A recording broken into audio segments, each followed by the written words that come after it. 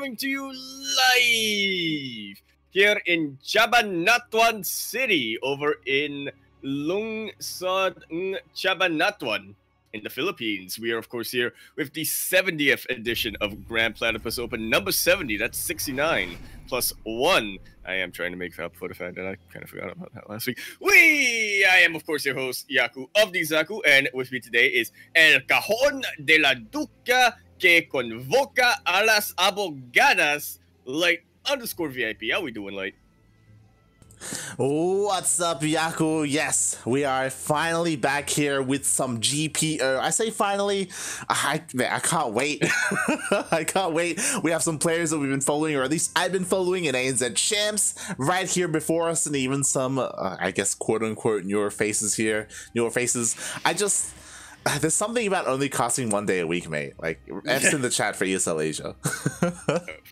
Big rip. I have been adjusting, let me tell you that. Somewhat. You've been sleeping in? Is that you adjusting?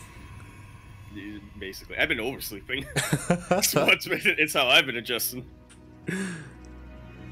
But of course, we are back here, kicking things off with two players who we haven't seen in quite some time. In the bottom left-hand corner map, swinging all the way in the bottom left-hand corner, the purple Protoss player coming down for representing M for Melbourne as well as M for Mindfreak. He is the purple Protoss player, Pezz.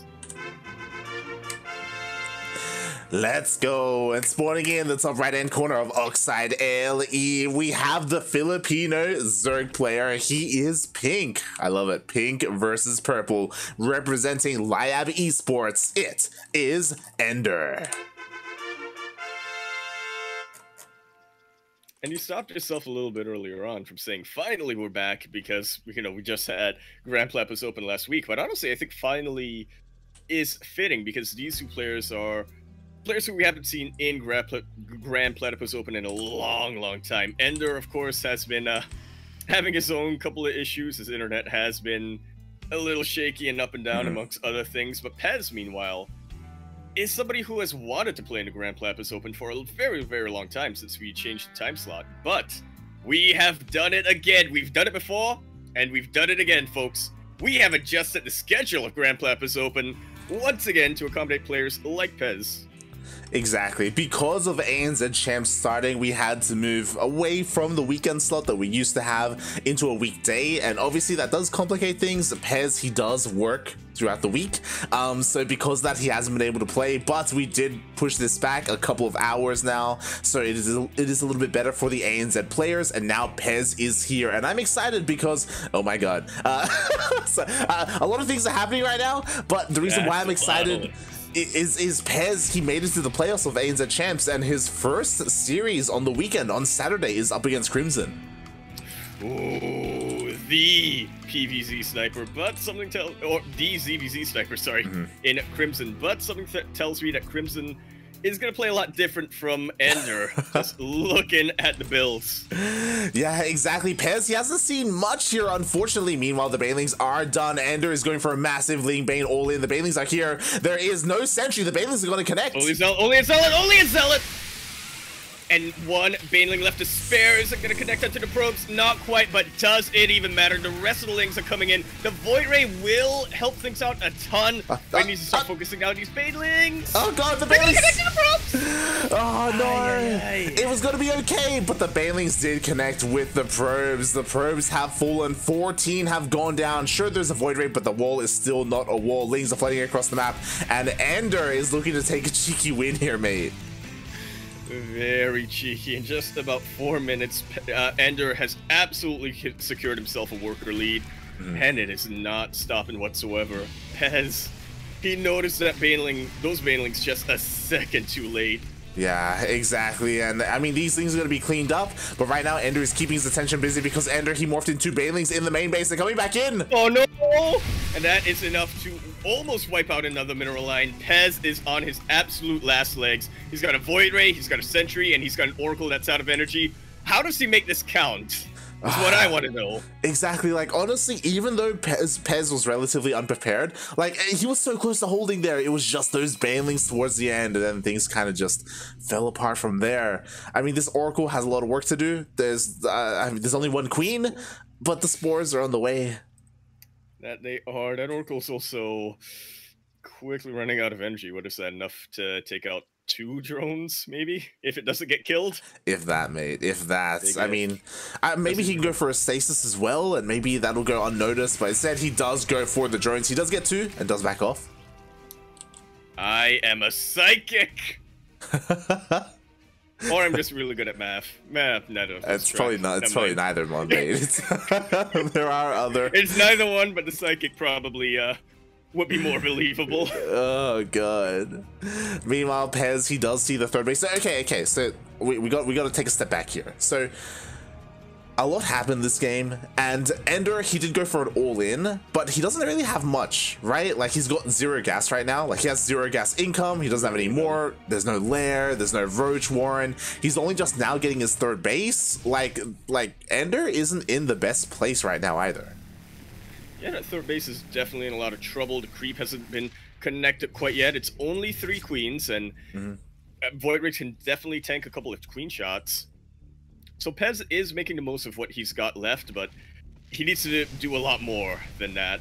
Yeah, exactly. Like, he's doing a really good job at being annoying, right? Like, he's chipping away at the queens. We do have a couple of queens here to protect the third base, though. It looks like the third base will go up. What I'm worried about...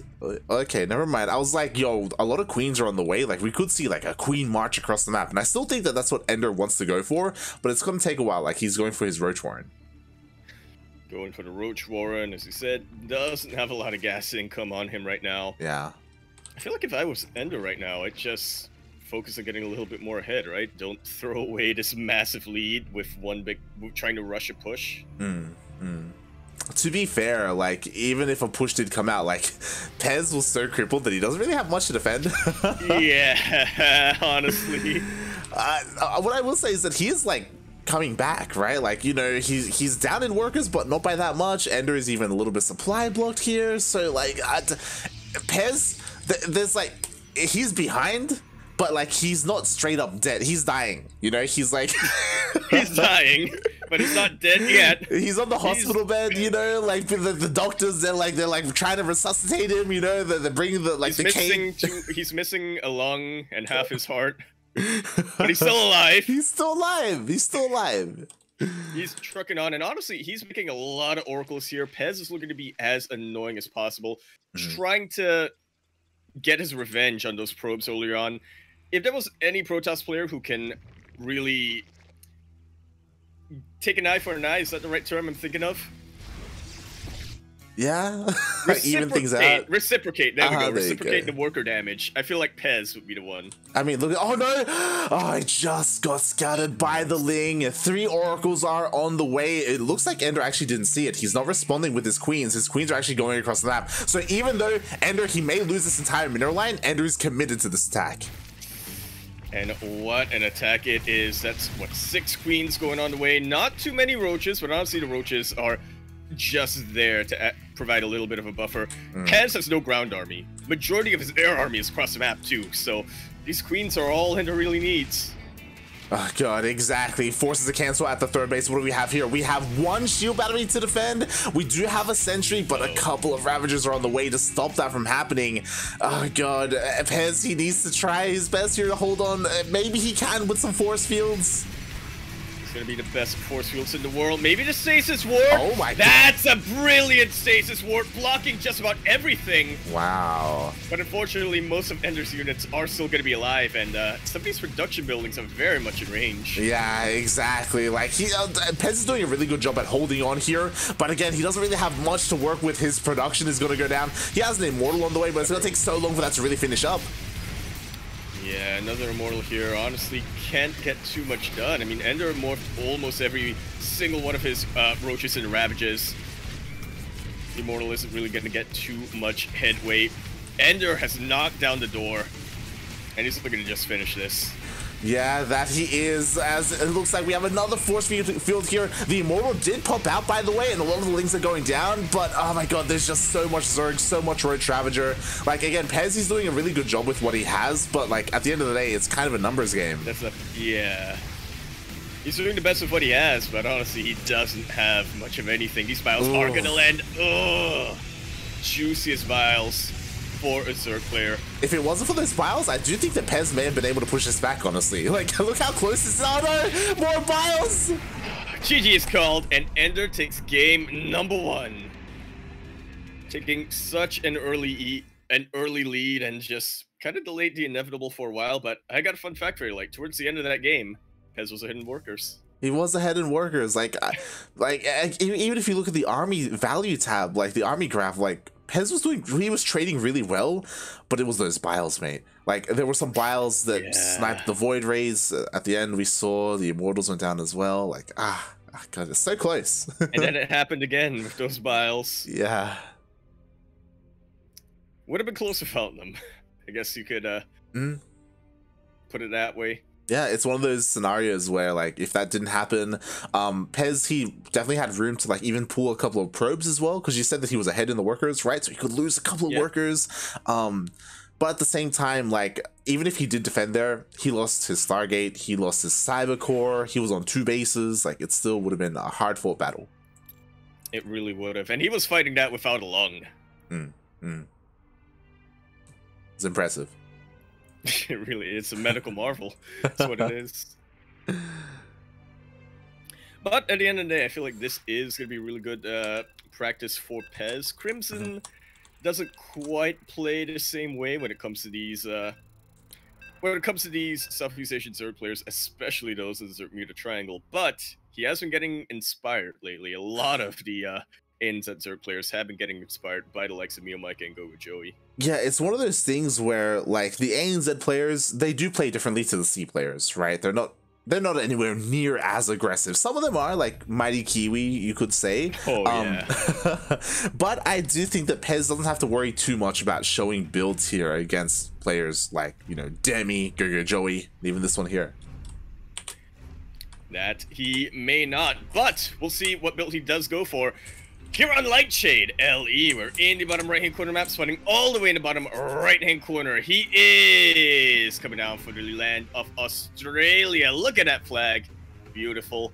He's going to be representing M for Mindfreak as well as M for Melbourne. He is the king of alliteration, Purple Protoss player, Pezz. And spawning in the top left-hand corner of Lightshade LE, going for a very aggressive opening in game number 1. Here we are in game 2, representing Liab Esports and the land of the Philippines. It is EnDerr.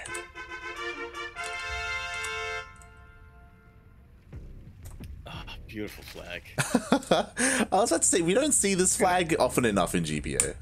Yeah. Every now and then we'll cast tagged once or Nux. But even that's a bit of a rarity. We need a whole lot more of EnDerr, a whole lot more of Nux, a whole lot more of Dash. It's been a while since we've had Dash here, man. It's been a while. It really has. Yeah. I need those Philo boys, which I'm told is like a term of endearment in Australia. Exactly. We need them back, mate. And I mean, at least EnDerr is back here, and honestly, a very strong game number 1. I say strong game 1. I mean, I don't want to say a build order loss, but it was on the fact that Pezz, he didn't really have all the information he needed to defend, or to defend better than he did. So yeah, very different opener here from EnDerr, by the way, just going for a very fast 3 hatcheries. Yeah, and I have to give it to EnDerr in that last game as well. He didn't look like he was being too aggressive at the start of that game, right? He went for his hatch first. He waited for Pezz to probe scout, and then after that left, he was like, all right, let's go. You're not going to come back for quite some time. Let me get my link speed. Let me get everything I need. Yeah. I'm knocking your door down. Exactly. Like, it was the fact that the Baneling Nest was hidden and that he had stopped joining up. Unfortunately, Pezz didn't see. Right now, he's just checking the 3rd base. He did scout the natural. He hasn't seen the 3rd yet, but once he does see it, okay, he knows this is a much more, like, again, larva-heavy opening here. He still has to be careful. Even though there's a 3rd hatchery, like, we could still see something like a Link Flood come out from EnDerr. Yeah, you can't trust the hatch timing. You can only trust the drone count exactly in that natural base. And it's lacking a little bit. Okay, there we go. More drones to Yeah. fill it up. Thankfully. And that's exactly what Pezz does. He comes in, hey, there are some drones here. Thank God. Yeah. Just wipes his brow like, oh, he's playing macro. You can breathe easy here, thank God. So we're getting into a more normal. Yeah. Oh no. That's canon now. And what's crazy is that EnDerr, as soon as that adept went back home, massive wave of lings is coming out for him. This is why they call him the Conquistador, because he is sneaky. He knows Pezz wants to scout him. He knows Pezz wants to get the information. He's just feeding him a false narrative. Exactly, and this is terrifying. Right now, Pezz, he still has no idea. When he went across the map, he saw a couple of drones, and that's it. And now lings are rushing across the map. Pezz, he is walling off. He doesn't have any shield battery. Warp Gate is still kicking in. Yeah, thankfully, Glaives is about halfway done, but is that quite going to be enough? Glaives does not compare to a Sentry, which thankfully he is not morphing in. Uh-oh. No, he is not. Yeah, the first Cyber Core is going to go down. That means no more Adepts, no more Stalkers here for Pezz. War Prism comes out, so again, micro is possible, and oh, thank God he was able to finish rolling that off. Yeah, thankfully. But he does reveal his hand quite a bit. Now, EnDerr knows that Pezz is going to be aggressive with that Warp Prism.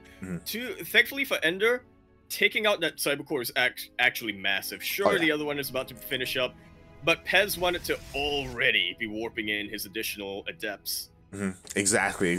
As Pezz did go for that 3-gate Glaive Adept. There we go. There's the 4th. I think he's like, oh, maybe I need one more. The Adepts are here. We do have plenty of lings. Roach Warren isn't done yet, so only lings and queens to defend for EnDerr. Yeah, and there's kind of lucky right now that the Adepts are in low numbers. You can definitely try to fight these with lings, but you have to be so careful. Already shredding through the drone line. Exactly, like Pezz is doing very well here. Like the Adepts still haven't been dealt with. A lot of drones have already gone down. If he wanted to, he could even deny the shade. There we go, and he does go for the queen. The high energy queen at that. No transfuse energy for a while. Meanwhile, even more Adepts got warped in, it seems, and they are continuing to take out a couple of drones. They have been dealt with now, though. So EnDerr only has one front to worry about. But at the cost of 10 drones, that's 28 to 38 light. Yeah, and that wasn't even a big commitment. That was like one warp in of Adepts. Like, it's not like Pezz had just overcommitted and just kept pumping out more Adepts. Like, he's content with the damage that he dealt. He's ahead in workers. He still does need to expand, and that can be a little bit difficult because there are a lot of links here to try and deny that expansion. But this is a very, very solid opening from Pezz. Yeah, I'm looking at the amount of gates being warped in for Pezz right now, Light. And oh, yeah. I don't think Pezz wants to get another expansion for quite some time. Exactly. He doesn't care about a third base mate. He's going straight up to base all-in. One of the Immortals is stuck. The Lings are coming in here, but... Oh no! That Warp Prism isn't quite in position to defend it. But the Adepts are enough to chase it away. Yeah, exactly. There we go. Now we have a full wall off here at the natural base of Pezz. He's just sending it across the map. What is it to defend? We have Lings. Roaches are coming out here, but we have Immortals to help deal with those Roaches. Immortals with a Warp Prism, and a couple of the Queens were taken out earlier on. Super important for EnDerr to get the Scout, by the way. Now he knows it's going to be an all-in coming out from Pezz. Yeah, like again, because he knows how difficult it's going to be, he even morphed in a Spine to help defend, a Spore as well. Oh my God, we actually shade into the main. Oh my God. That's a lot of Adepts. One Roach was holding the line for a while. The Immortals are actually far away from the Warp Prism. Oh no, EnDerr. Oh no, Pezz, sorry. Yeah, exactly. The Immortals, they were zoned out. And the Warp Prism will get sniped, but it finished warping in the Adepts, and there's not enough here to defend. That's gonna be a death blow. I was super worried for Pezz here and his Immortals, but it turns out he had more than enough firepower. Oh my! Even if this does get dealt with, it will not happen easy. GG's called, and Pezz takes it to the ace match. Wow, GG. I was worried for him as well, right? Like, I don't know if you saw, but there was a spore in position and it forced the War Prison to abandon the army. And I was like, oh my god, now the Immortals, they're so exposed. But they're Immortals. Yeah. They live up to their name. Yeah, exactly. Like, none of them died towards the end there. Nice micro by Pezz. It was so crucial that he got that final warp in of Adepts at the end there. And that was just too much, mate. EnDerr, he just couldn't deal with it. Not at all.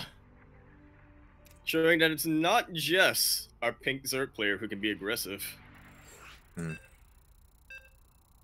Yeah, so exactly. Can our Purple Protoss player from Perth. No, wait, he's not from Perth. No, not at all. It would be great if he was, though. Add to the alliteration.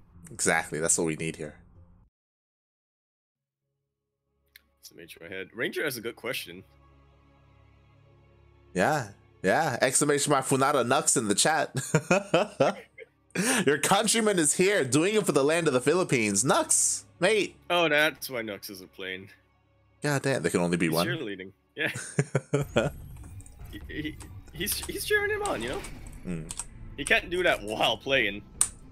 But speaking of while playing, we are now here on the Ace match, finishing this series on 2,000 atmospheres, LE. And I've got my hash pipe. We're here in the top right-hand corner of the map, spawning all the way in the top right-hand corner. We have the Purple Protoss player. He is the king of alliteration himself, representing M for Mind Freak, as well as M for Melbourne, as well as Probe, I'm gonna say. He is the Purple Protoss player, Pezz. And spawning in the bottom left-hand corner of 2,000 atmospheres LE, we have the Filipino Zerg player. He is pink, representing Liab Esports. It is EnDerr.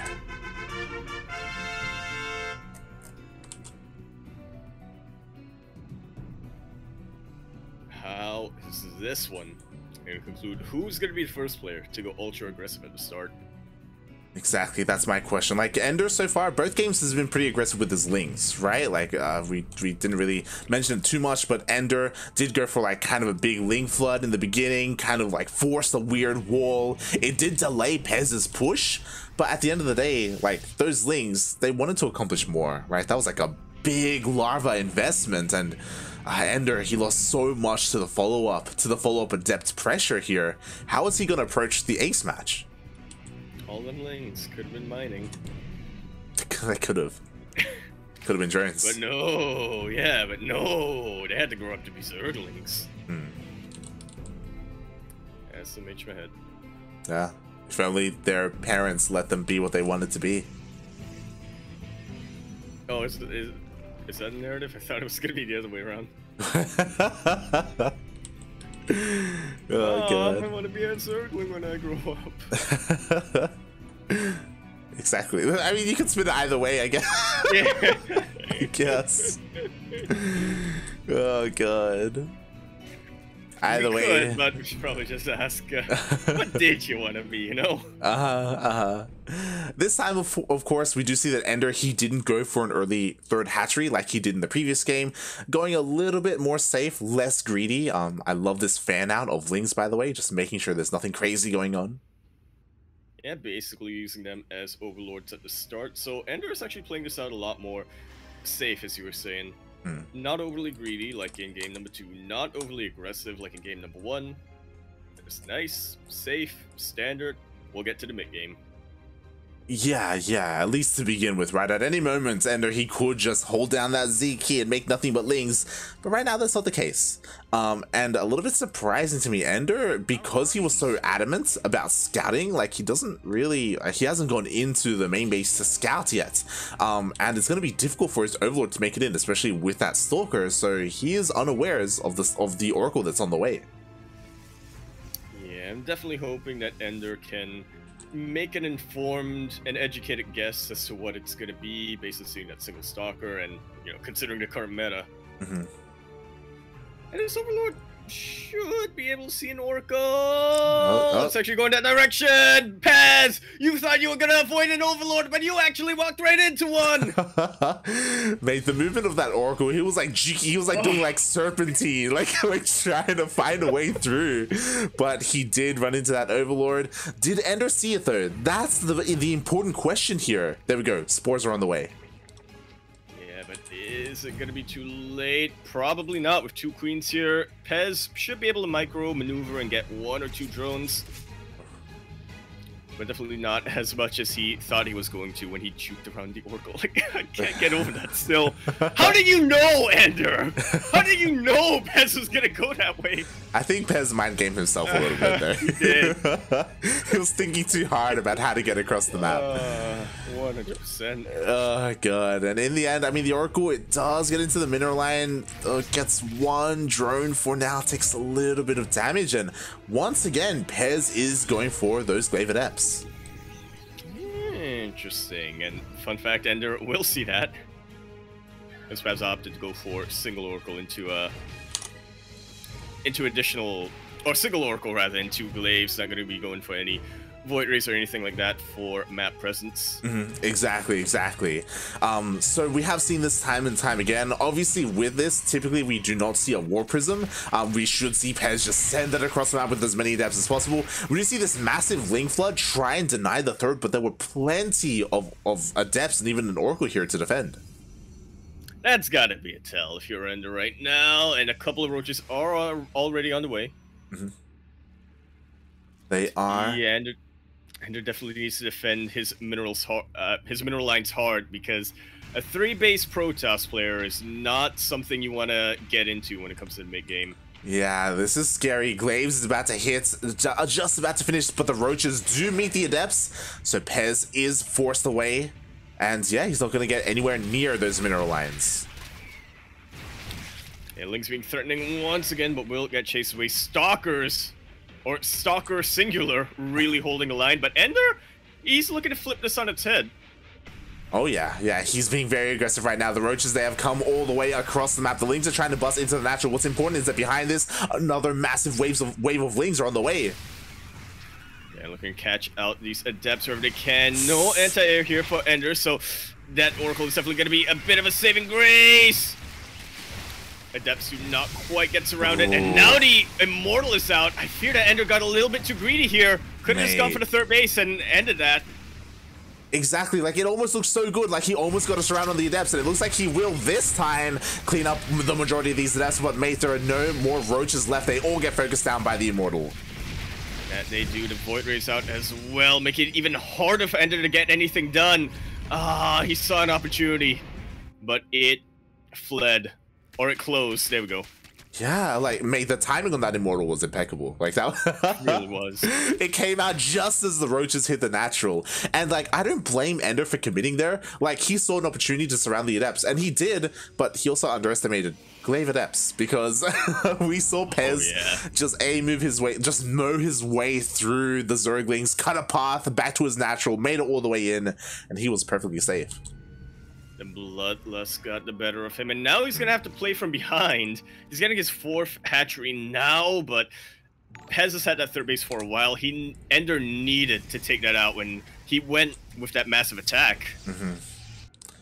Yeah, exactly. Meanwhile, another Ling run by. It got spotted by the Oracle, so these Lings shouldn't do much damage at all.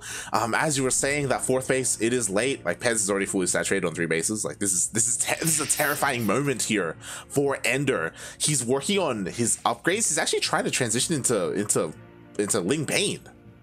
Huh.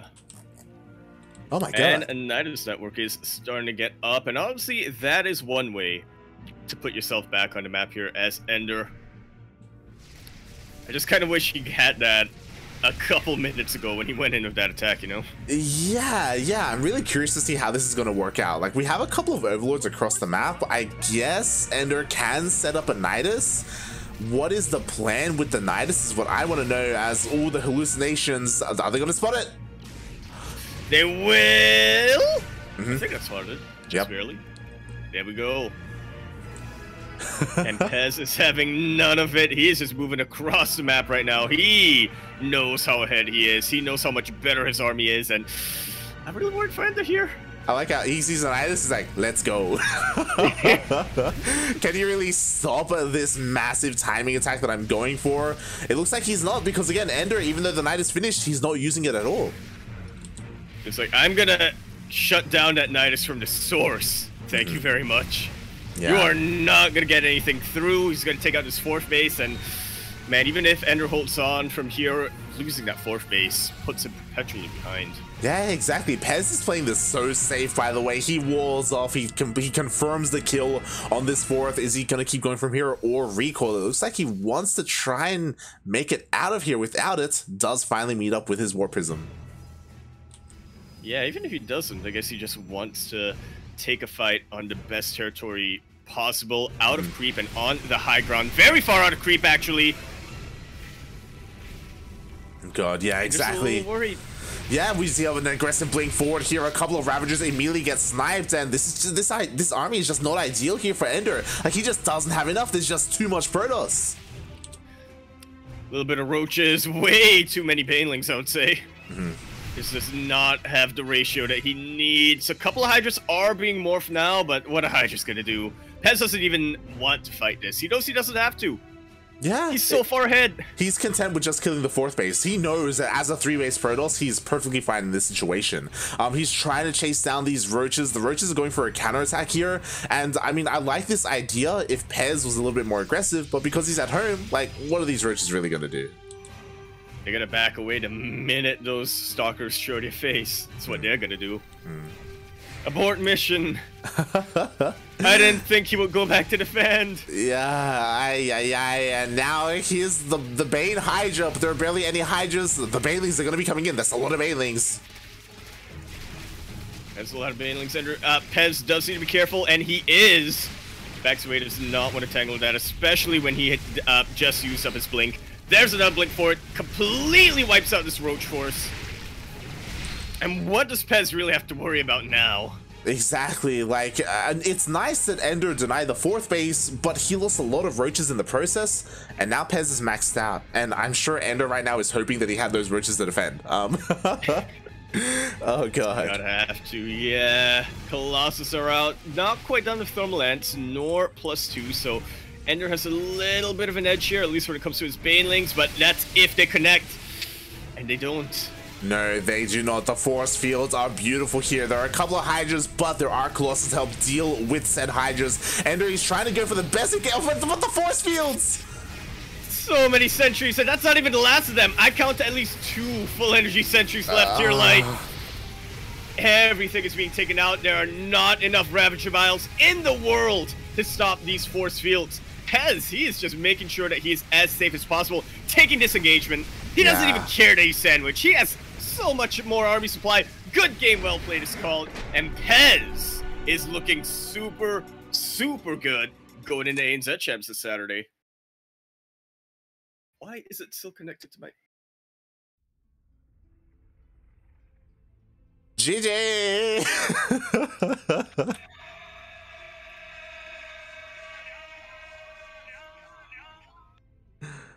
Bluetooth issues. Oh good, oh good. GG, well played. Honestly, mate, I was scared. I was scared after game 1. I'm like terrified. I was like, mate, Pezz, he just came off of work and he finally showed up for GPO and he's gonna get cheesed out in like 10 minutes. I was like, no, not like this. Again, game number 1 was brutal, mate. But I also have to reiterate, because we were saying it during game number 1, Pezz almost brought it back. Like he was defending quite well. Did. Yeah, like it was impressive. That was Pezz getting crippled at the start of the game, and then towards the end of the game, he was already back on his feet. Unfortunately, his opponent was bulking up while Pezz was recovering. So EnDerr was able to just knock him down once again. But yeah, that was very impressive. Game number 2 was not particularly one-sided, I would say. EnDerr definitely had a very good opening in that, but there's a reason why he needed to cripple Pezz at the start, right? And fortunately, he wasn't able to do so.